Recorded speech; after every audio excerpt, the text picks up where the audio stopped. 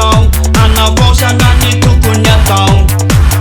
raha voasana ny heviny teto izao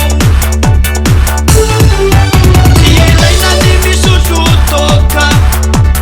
raha tsy ny mifoka sikara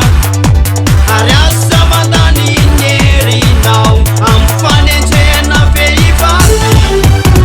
indrindrena raha hoe mpatompo de mpanjaka fisy tompony ho lehibe fa velona ianao sy tompo tsy ho amin'ny famoizam-po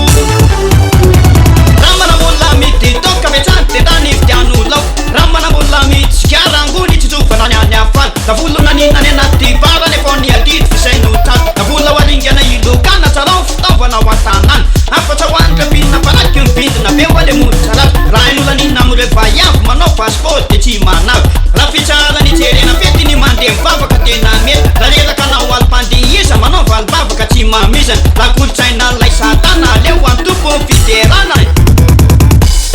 manimba fatana amin'ny zava-matomely na mandela tena hoe anaty demoiselle mamabebe miapo samsamy le raha tsokina tsela zavatra mitona fa no ny efatra tsilo tefa ny vehivavy de laviny adarety na nsona fianakavy fa ezana ve tahaky ny andery tahakely disy tilomano merikasy de mijery tandremy kisana de mafy be de nongola salama de tsy namanivakiny fanatolona tandremy kosa mafy be moliany totohonjy fa maro ny elo lalana re satrany komonjy fa vokatsiny tompo tsy matsala fa mitsala maresy any aponja resy miantony hopitaly fa ny anaty fitadiavana ny teny ilalasany de voasetranao mitenana ny aditiko miandro fa le miasa mafy be de salama anamboly itsindry fahatelana miketsina sola